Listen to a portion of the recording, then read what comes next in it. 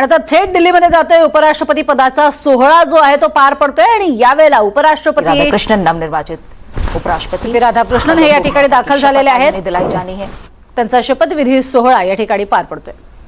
प्रधानमंत्री नरेंद्र मोदी, तमाम केंद्रीय मंत्री, अलग अलग दलों के सांसद, सभी की मौजूदगी गणतंत्र मंडप राष्ट्रपति भवन में। गणतंत्र मंडप अपने आप में ये नाम बहुत गहरा, गणतंत्र यानी जन का तंत्र, जनता की शक्ति, और इसी मंडप से अब शुरू हो रहा है उस नेता का नया सफर जो तमिलनाडु की जमीन से निकला, जनसंघ और बीजेपी की सेवा में दशकों तक जुड़ा रहा और आज देश के दूसरे सबसे ऊंचे संवैधानिक पद पर आसीन हो रहा है। हम तस्वीरों में देख पा रहे हैं पूर्व उपराष्ट्रपति यहां मौजूद है। ये क्षण आ चुका है जब राष्ट्रपति द्रौपदी मुर्मू शपथ दिलाने जा रही हैं नवनिर्वाचित उपराष्ट्रपति सीपी राधाकृष्णन को।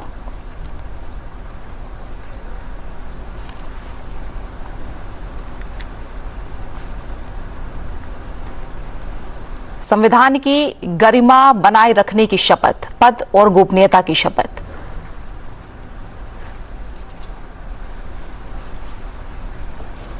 और ये गणतंत्र मंडप हम तस्वीरों में देख पा रहे हैं। पूर्व उपराष्ट्रपति, 3 पूर्व उपराष्ट्रपति तस्वीरों में हमें दिख रहे हैं। तमाम सांसद, अलग अलग दलों के नेता, प्रधानमंत्री नरेंद्र मोदी, तमाम केंद्रीय मंत्री गणतंत्र मंडप राष्ट्रपति भवन में मौजूद। रोशन जी, जैसा हमने कहा, गणतंत्र मंडप अपने आप में ये जो नाम है मंडप का, सध्या आपण बघतोय उपराष्ट्रपती पदाचा शपथविधी सोहळा हा पार पडतोय आणि तो पार पडण्यासाठी इथे राष्ट्रपतींची उपस्थिती अपेक्षित आहे। द्रौपदी मुर्मू यांची वाट पाहण्यासाठी सर्वजण उपस्थित आहेत। यामध्ये अर्थातच जैसे हम चर्चा कर जगदीप धनखड़ हे देखील उपस्थित असलेले आपल्याला पाहायला मिळत आहेत। माजी उपराष्ट्रपती या ठिकाणी आहेत। मुख्यमंत्री देवेंद्र फडणवीस, उपमुख्यमंत्री एकनाथ शिंदे देखील यावेळेला उपस्थित आहेत।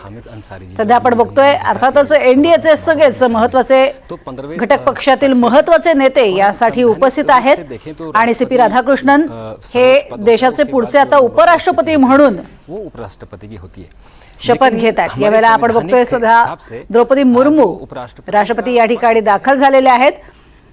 देशातील सर्वात उच्च असं दुसरं स्थान आहे, ज्या स्थानासाठी उपराष्ट्रपती पदाची राधाकृष्णन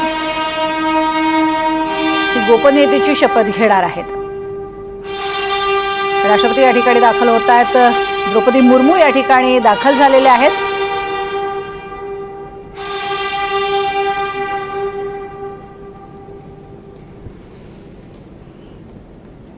तो उपराष्ट्रपती पदाच्या या निवडणुकीसाठी 98.02% इतकं मतदान झालेलं होतं।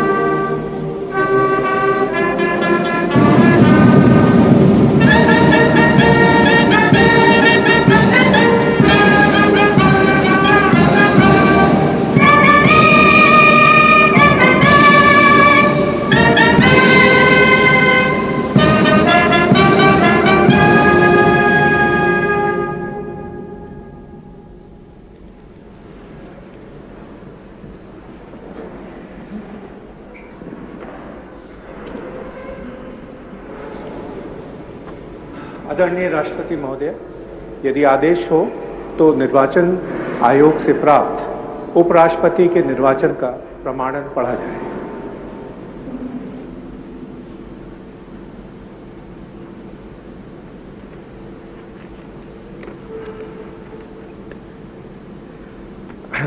यतः भारत के संविधान के अनुच्छेद 324 द्वारा भारत के उपराष्ट्रपति के पद के निर्वाचन का अधीक्षण, निदेशन और नियंत्रण भारत निर्वाचन आयोग में निहित है और यतः श्री जगदीप धनखड़ द्वारा 2025 के जुलाई मास के 21वें दिन तदनुसार शक संवत के वर्ष 1947 के आषाढ़ मास के 3रे दिन त्यागपत्र देने के कारण भारत के उपराष्ट्रपति का पद रिक्त हो गया है और यतः भारत के उपराष्ट्रपति के पद को भरने के लिए संविधान तथा राष्ट्रपतीय और उपराष्ट्रपतीय निर्वाचन अधिनियम 1952 के उपबंधों और तदधीन बनाए गए नियमों और आदेशों के अनुसार निर्वाचन करा लिया गया है तथा परिणाम घोषित कर दिया गया है। अब इसलिए भारत निर्वाचन आयोग एतद द्वारा प्रमाणित करता है कि श्री CP राधाकृष्णन वर्ष 2025 के सितंबर मास के 9वें दिन तदनुसार शक संवत के वर्ष 1947 के भाद्रपद मास के 18वें दिन भारत के उपराष्ट्रपति पद के लिए सम्यक रूप से निर्वाचित हो गए हैं। भारत गणराज्य के 76वें वर्ष में हमारे हस्ताक्षर और भारत निर्वाचन आयोग की मोहर से वर्ष 2025 के सितंबर मास के 9वें दिन तदनुसार शक संवत के वर्ष 1947 के भाद्रपद मास के 18वें दिन प्रदत्त किया गया।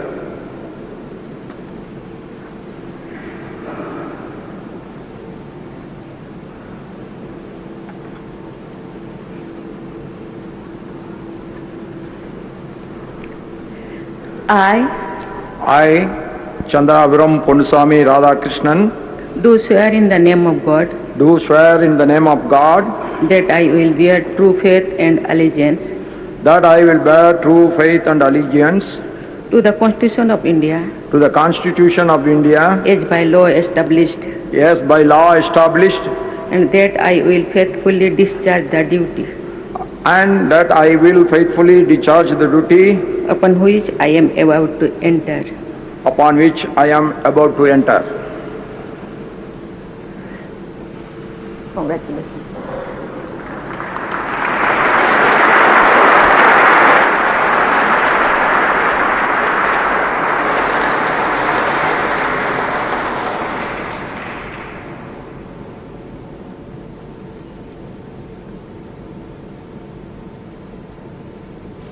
उपराष्ट्रपती पदाचे एनडीएचे उमेदवार CP राधाकृष्णन यांनी शपथ घेतलेली आहे। शपथ ग्रहण सोहळा पार पडलेला आहे। पद आणि गोपनीयतेची शपथ घेतल्यानंतर त्यांनी स्वाक्षरी केलेली आहे आणि आता ते उपराष्ट्रपती म्हणून आपला कार्यकाळ आजपासून आत्तापासून सुरू करत आहेत। अभिनंदन केलं जाते त्यांचं। टाळ्यांच्या कडकडाटात त्यांच्या या पदावरती आता ते विराजमान झालेले आहेत।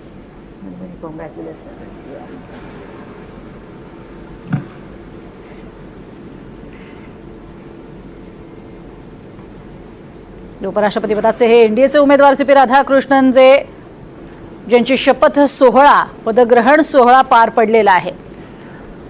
आदरणीय राष्ट्रपति महोदय, आपका आदेश हो तो आज के समारोह की कार्रवाई समाप्त की जाए।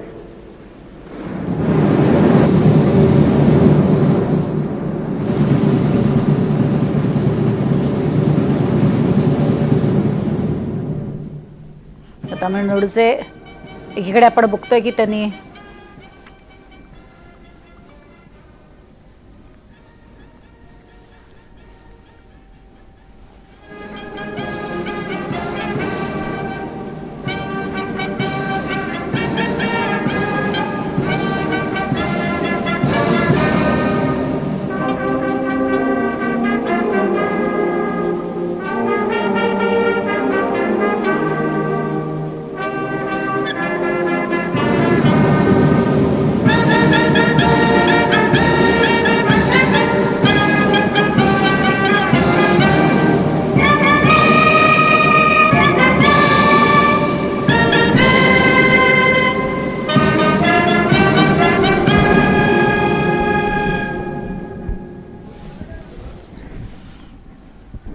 तर हा शपथविधी सोहळा पार पडलेला आहे आणि या सोहळ्यासाठी महाराष्ट्रातून मुख्यमंत्री आणि उपमुख्यमंत्री या ठिकाणी दाखल आहेत। देवेंद्र फडणवीस आणि एकनाथ शिंदे, मात्र अजित पवार या ठिकाणी उपस्थित नाहीयेत। सध्या आपण बघतोय संसदेतनं ही दृश्य आहेत।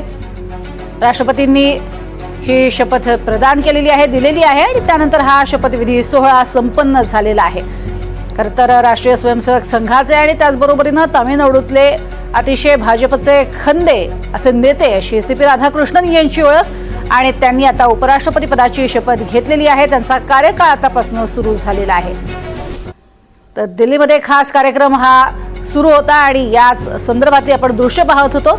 येत्या काळामध्ये होत असलेल्या संसदीय अधिवेशनामध्ये CP राधाकृष्णन हे आपल्याला कामकाज करताना पाहायला मिळतील. जगदीप धनखड माजी उपराष्ट्रपती सुद्धा या कार्यक्रमासाठी उपस्थित होते. वारंवार जगदीप धनखड कुठे आहेत असा सवाल विचारला जात होता आणि जगदीप धनखड हे देखील या कार्यक्रमासाठी उपस्थित होते. आता CP राधाकृष्णन यांनी 15वे उपराष्ट्रपती म्हणून शपथ घेतलेली आहे.